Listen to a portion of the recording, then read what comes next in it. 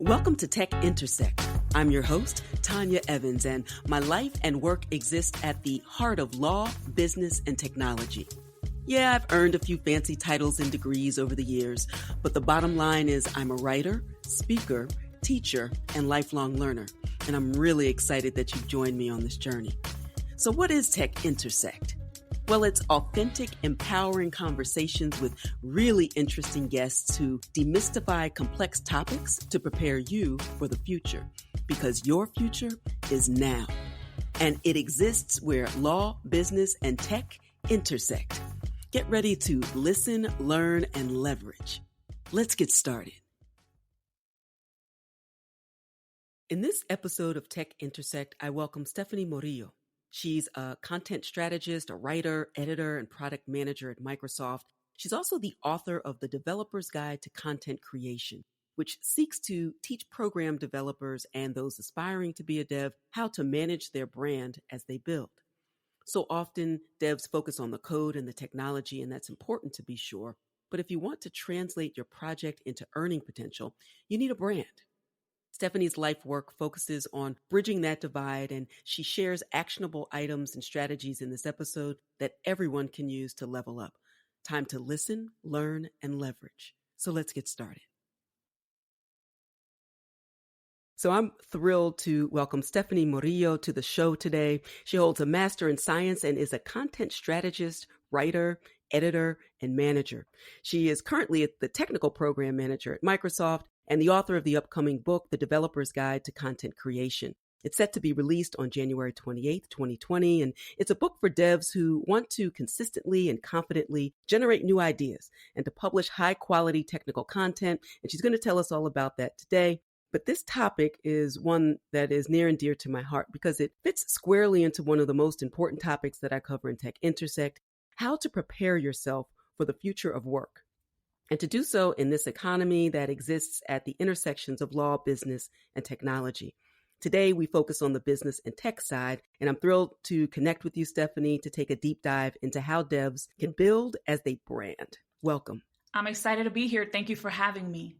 Excellent. So you have a really interesting and impressive background in writing and editing on the technical content side. So let's start off with kind of your origin story. Share with the audience your background and the background that led to the work that you do today at Microsoft, but also for devs. Sure. I have a very unique origin story. I did not go to school for computer science. I did not have much of a tech background leading up to eventually making the move into tech. My background is in strategic communications and marketing, and I was working primarily in the nonprofit space for a few years. And it was through that work that I got I had a few interactions with developers, but I really did not understand much about what it was that they did. I loved creating content online because I've loved consuming and writing information, sharing information. That's always been a big deal for me. But tech was always a field that I felt was inaccessible. I didn't code at the time. I didn't understand anything about hardware, anything about software. It felt very, very foreign to me. And it wasn't until about 4 years outside of college, I decided that I wanted to learn how to code. And a really good friend of mine took me under his wing and started giving me programming lessons once a week. I was learning Ruby with the hopes of eventually becoming a developer. At that point, it was about 2012. Coding boot camps were emerging. It became very clear to a lot of folks who felt that software development jobs were previously felt really inaccessible, were now starting to become more accessible, more open to people. So it was a really exciting time to learn how to code. And a lot of folks understood software development as a track that would lead to gainful employment, to learning, earning more than just minimum wage. It's definitely earning a living wage that could really impact one's ability to accumulate wealth and pass on and help out their families and their communities. So the impact of learning how to code for me at that particular point in time was, wow, I'll be able to make enough money to sustain myself and then eventually, hopefully, make enough so I can help my family. And then, when I start a family of my own, be able to kind of make those life milestones, but also helping out my family, be able to balance all of those things and make those possible. That is really, really important because when I think there's so many things, all my synapses are firing as you're speaking because there's a lot of there. One, the idea of upskilling in place to figure out how do I make my current expertise relevant in this new economy. Mm. And then also, as you talk about creating not just a job, but a pathway, a track, a career that would sustain generational wealth because Oh, there's yes. when you think about underrepresented communities and starting over again every generation and getting further and further behind, that's one of the many reasons it's so critically important for people to do what you've done. I don't have a technical background either, although I'm usually an early adopter of technology and I'm interested in it. I'm a lifelong learner. I'm drawn to it. And in the same way that you became interested in coding, although you went way further than I did, I need to sit down somewhere and learn how to code. What you've shared with the listeners is really important. One, it's never too late. Two, you can make a pivot at any time that is in a meaningful direction. And so taking your existing background and adding the technical component to that, not being afraid to do that, is a really powerful testimony. It is, and frankly, it was very frightening. I had a Right. lot of I came to programming with a lot of assumptions, and the assumptions were, well, you know what? I wasn't very good at math when I was young because for me, coding was kind of an impenetrable language that required abstract level thinking, and in some ways, frankly, there is a lot of that. If one is really good with logic, if one has a background where they've used logic a lot, programming is really well suited to that, just because of how programming languages are structured and how code is structured.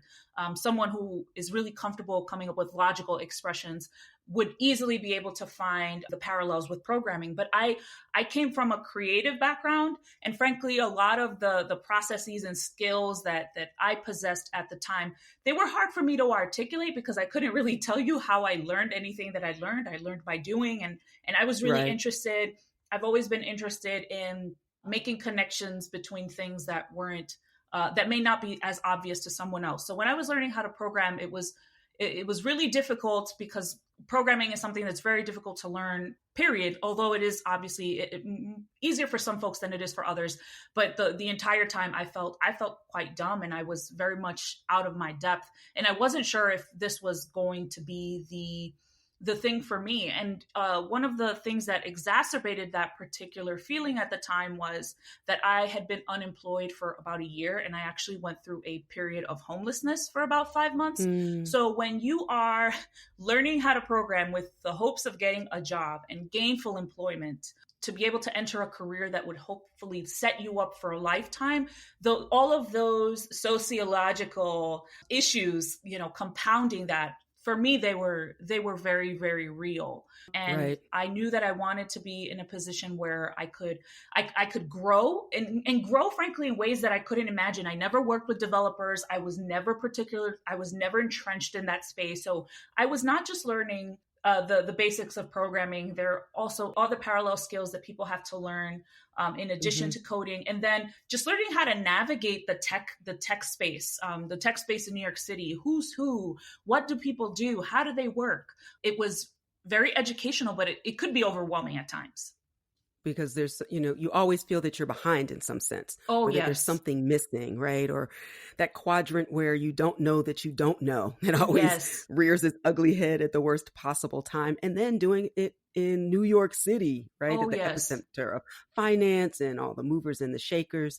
But you persisted and you pressed forward, and there's something in you that led you not only to empower yourself, but then take it the additional step to empower the very constituents that you felt that you weren't a part of until you Yes. buckled down. So talk to me about how you even got to the point that you were led to write the developer's guide to content creation. So the developer's guide to content creation, I'd been interested in writing a book for about 4 years, a book that would be geared towards software developers. So the interesting thing about my career is that I learned how to code, but I never became a developer or a programmer. I had a bit Hmm. of an existential crisis where I realized that, the coding stuff is not fun for me. That was just, Right. that's what it was. And I said, I don't know that I can sit in front of a computer for 8 hours minimum trying to figure out a piece of code and moving that forward. I felt that there was something missing. And it took me a while to truly get to the crux of what it was that I enjoyed about being in the tech industry. And what I enjoyed was, one, being around software developers and their enthusiasm for the things that they're learning and doing, and two, the times that I was that I faced a problem in my coding journey, writing about them. So when I learned how to code, my mentor recommended that I'd start a learning blog where I would just write entries about what it was that I was learning as a way of keeping track, almost like a journal, keeping track of everything that I was learning, the problems that I was coming across, and how I was solving those problems. And I really thoroughly enjoyed it, because even though learning how to code, there were a lot of frustrating moments, I was able to inject humor and other things to kind of make the process seem a little bit less daunting and a little more colorful. And I realized, well, maybe there's a chance for me to actually write about technology, work in the software development space, and write about tech without actually being on the developer side of the house. So at that point in time, I started looking for jobs at companies that were B2B companies with developers as their main user base. And I was looking for technical writing jobs or copywriting jobs. And I ended up in a marketing copywriting position for a cloud infrastructure company in New York City. And during my time there, I was responsible basically for writing all of the marketing collateral that we used that explained all of the products that we had for a developer audience. So I learned the importance of what developers appreciate and don't appreciate when it comes to very marketing centered and marketing focused language. I worked closely with technical writers and editors just to kind of understand how, to understand how they write documentation that's geared for a developer audience. And then I also worked with the product team, and I was actually doing writing for the product itself. So it was basically through the experience of being a writer that was interfacing with all of these different stakeholders, I developed an understanding of what it was that developers like and don't like when it comes to technical content.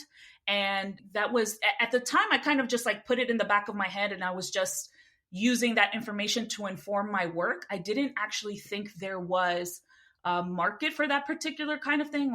Because for me, frankly, being someone who has always been on the writing side of the house, it seemed a little obvious. I felt like I wasn't adding anything of value. Okay, this is how you create a blog. This is what you need to do. I thought that was actually, I didn't think that would be interesting to anyone. But when I joined Microsoft and I was a content strategist on their developer advocate team, part of my job was guiding and coaching cloud developer advocates on best practices when it comes to content creation. And these are people who are really well-known technologists. Many of them are really comfortable content creators, but there were a lot of things that there were a lot of gaps in their knowledge. And that's only because they never worked in a content role before, that I was able to fill in. And I realized, well, if developers at this particular level who are already really great content creators need certain things that are kind of foundational and fundamental, I can only imagine what developers who are not in these particular roles, not in developer relations, what they might need. And a lot of developers want really good developer content. They need better documentation. The content is extremely important because that's how they learn. And content, I'm not just referring to blog posts. Really, it could be anything from screencasts or podcast or an open source demo hosted on GitHub. It can be, frankly, anything that is meant to be engaged with, any kind of information that's meant to be engaged with and consumed by an audience.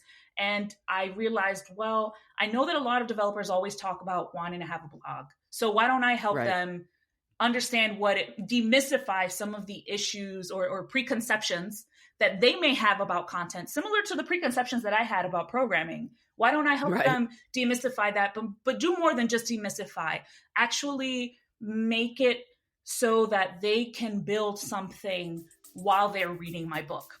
So I wanted to be able to combine both.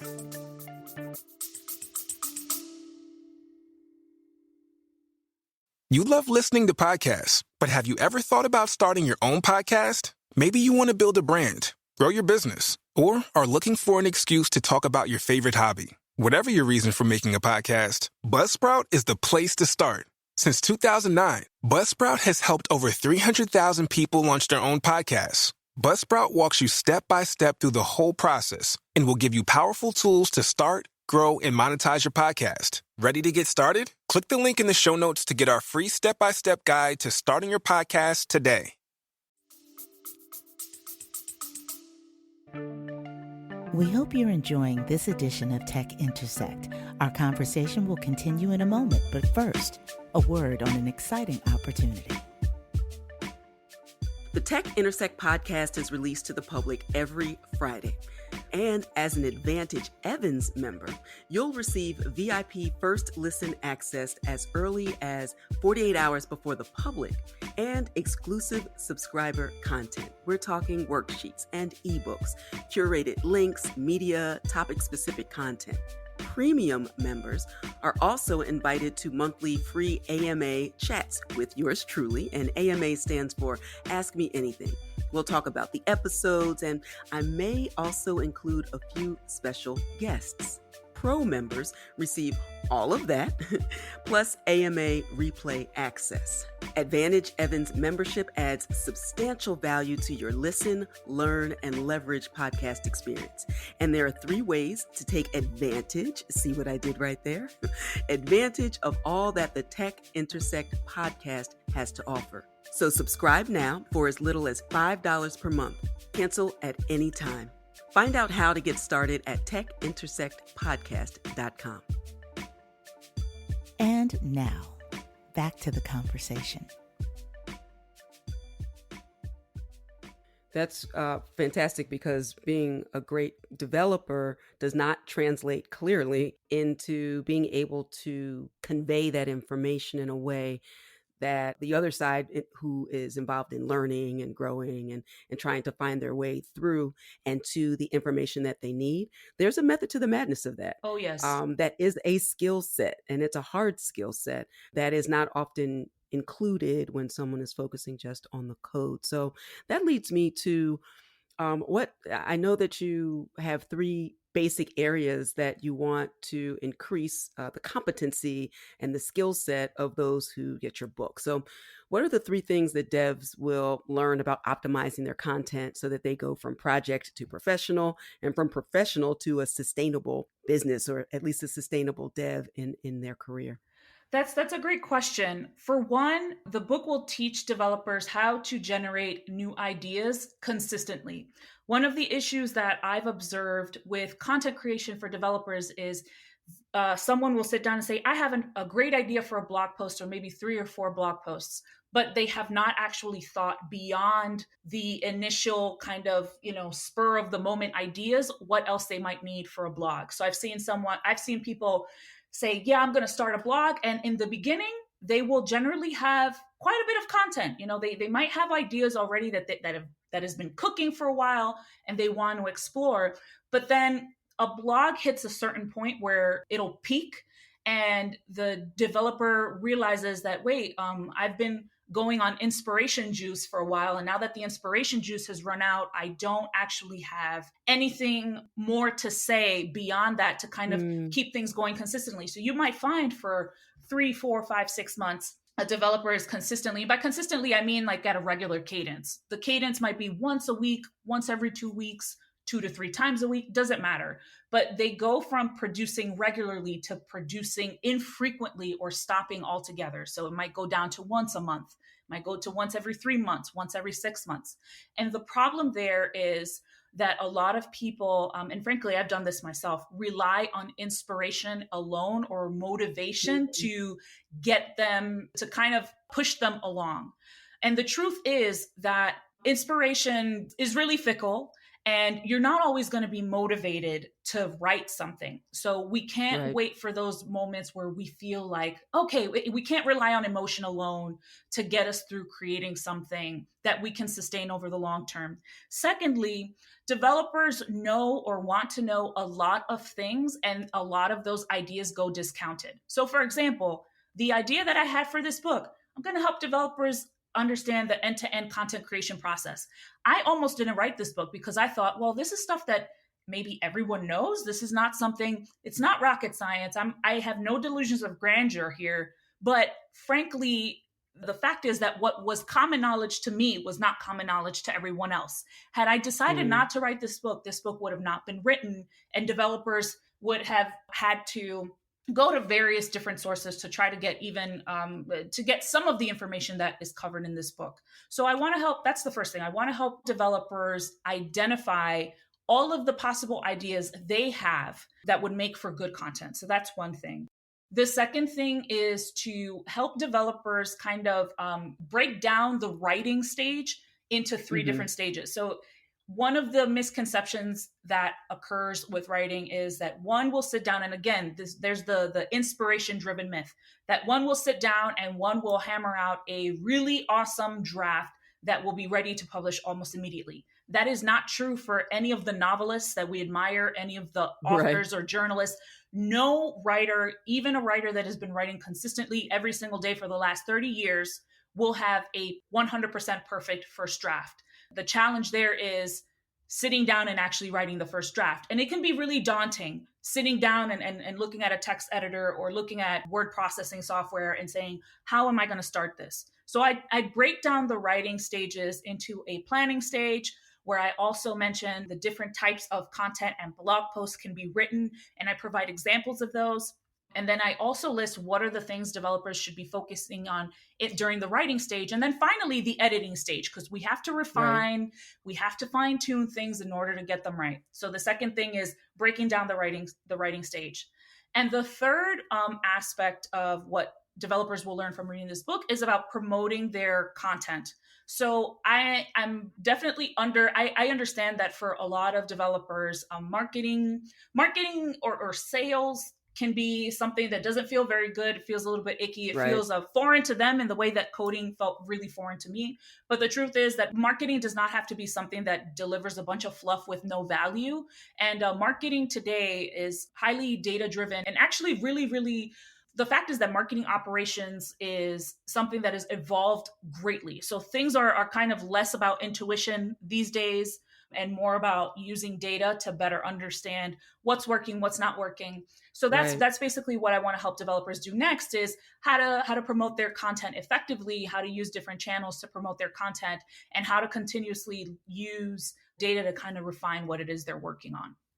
Yeah, it's so important because, the idea that if you build it, they will come just doesn't, it didn't ring true in the 20th century, and it certainly doesn't ring true now. And the fact that people want to really have access to information, but there's an embarrassment of riches, Yes. of even where to find it. So, to your point earlier, being able to pull together all of the key content so that people can find it in one place. And also, a part of that is even letting people know why this is important and why this really completes the full circle of not only the developer skills, but also effectively communicating that information and in what way. And again, the fact that it's a process, right? It's a skill and it is something that you can do once you have the roadmap. And Yes. my understanding of the book, I'm super excited about it, is because you have now provided the roadmap for things that you thought were simple, but they're not simple to people who don't know it, don't do it, and it feels foreign to them. So that's really important. It was really important to me to make sure that the book was accessible as possible. The Yes. fact is that content creation, there are a lot of different ways that I could have gone about this book, and I deliberately kept it light on marketing jargon or concepts, because Right. the point of the book is not to turn developers into the next product marketers. It's to help them become better content creators. However, the foundational concepts in the book are things that have been mastered by marketing and communications. And frankly, these are things that the companies that many of these developers are working at, these are the kinds of processes that they're already utilizing on these teams. It's just that developers haven't had the opportunity to really interface with those folks as much or really fully understand those processes. Hmm. And it's meant to get them started so that they are they're generating content, once they're really confident about what it is that they have, they've been promoting regularly, then it's a springboard to, okay, I might want to know a little bit more about this, or I want a little more of a deep dive on that. And for that, I was really intentional about making sure that the book is relevant to developers no matter their skill level. And by skill level, I mean how much experience they have with either content creation or marketing or even development. I try to keep those assumptions to a minimum, but I wanted all of the different audiences that I'm speaking to feel that, yes, there is definitely something in this book that speaks to me directly. And not just that, I know where to go next. It wasn't enough for me to just say, okay, this is the process, and then here's the next thing. It was more like, okay, this is one chapter where we're talking about writing. Here are some resources that you should look into that will dive into some of these things even further. So I pepper a lot of resources throughout the book for continued reading, for further research, again, as a Right. way of kind of like inspiring curiosity, getting people curious, and also giving them more access to deeper, frankly, to like deeper dives on some of the content that I bring up in the book. And I know that the book is a great place to begin, but for those who want that deeper dive, as you said, talk about some of the services that you provide to devs as well. Yeah, no, that's a great question. So one of the things that I'm actually it's still very much in the ideation stages, but it's something that I do want to launch in the springtime. I Great. am planning on launching kind of like a consulting service where I have Mm-hmm. focused strategy calls with developers. Still very much kind of trying to figure out exactly what this is, but I want to start with something really small. I want to just, hey, Right. 30 minutes, you want to sit down and you want to kind of run your idea by somebody. You want some, pointed advice that's tailored to your situation about the blog or screencast or podcast that it is that you want to launch. You want to Right. get, you want to do a Q&A with somebody who is on the content side who can better direct you to, what should I do? Where should I go? Those are the kinds of calls that I plan on Right. offering developers, just as a way of giving people direct access to a content creator who has worked with developers before. So that is definitely something that is on the roadmap. Yeah, I definitely see that. I see a lot of speaking engagements. But what I have found, and you found your way to the book before I did, I remember doing all of these speaking engagements and all of the consultations, and they're only 24 hours of the day, Yeah. right? I remember Arlen Hamilton tweeted about this recently. All of the people who want to pick your brain, eventually you say, you know what, brain, let me do a brain dump. I'm going to do a Yes. book and then start here and then we'll talk. Maybe. Yes. Right. So I caution you, or not caution, I support you in the desire to get the information, curate it. You have the book, and then the magic will ultimately happen. You'll find your way to that nice cadence and the balance between taking 24 calls a day, right, Oh, yeah. versus having the book and doing other things where people can access it 24/7, where you may not have to be directly involved, but now they actually know who an expert is in this field who can take them to the next level. So that's fantastic. And so let's talk about the launch, how people can purchase the book. I will say for Advantage Evans members, I'll drop some additional resources in the full show notes that you'll have access to. Maybe we'll have Stephanie come back and do an AMA and ask me anything Oh, that'd be after the book great. comes out.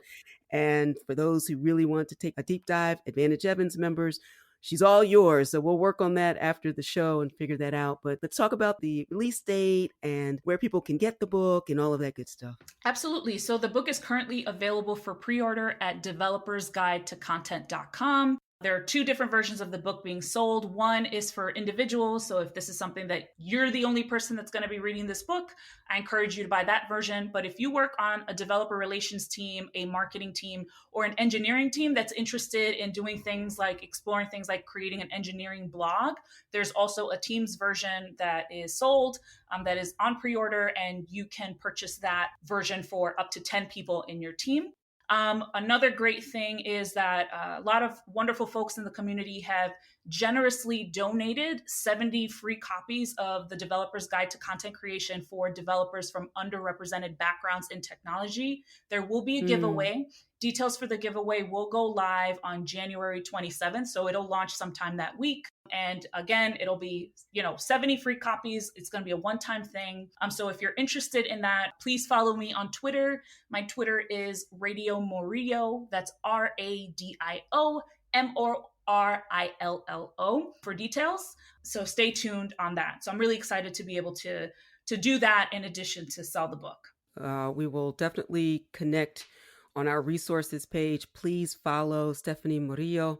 You're doing so many wonderful things, and you're supporting an important community in this new economy and really helping people level up to go to that next level. So I'm a super fan. Anything I can do to continue to support you, I will. Women of color in tech, all of the things that we're doing specifically, not just within the community, but the impact that it has above and beyond to the larger technology community, and that's what it's really about, right? Oh, And yes. so, including increasing the tent Yes. and the opportunities, and that's most important. I see you, and I love it, and thank you so much for coming on the show today. Thank you for having me. Success in this new economy depends on your ability to navigate the intersections of law, business, and technology. For software devs, that means learning to tell the story of your project with compelling text and media so you can develop your brand as well. And Stephanie shared some real gems for all of us, really, about how to get from the comfort of the familiar to the next level of our personal and professional success. Follow your curiosity and don't let fear get in the way. Stephanie learned to code because she saw that developer jobs were a pathway to gainful employment, to careers, and to sustain generational wealth. But she also learned through that process that software development just wasn't her thing. She was competent, but not inspired. But educating and empowering developers, that made her heart sing, and she's an absolute pro. Now she seeks to demystify for devs the process of creating content for blog posts and online courses, how to launch podcasts and screencasts in order to share what they know to bring technical writing and creations to life. Stephanie has agreed to co-host an AMA chat that's Ask Me Anything. So be sure to become an Advantage Evans member for a complimentary pass to this online event and every AMA. And purchase your copy of the Developer's Guide to Content Creation with the link in the show notes. That's all for now. Until next time, continue to shine. Stay in touch with host Tanya Evans via your favorite social media. On Twitter at TechIntersect and on Instagram via the handle TechIntersect. This podcast has been produced by Stephanie Renee for Soul Sanctuary Incorporated.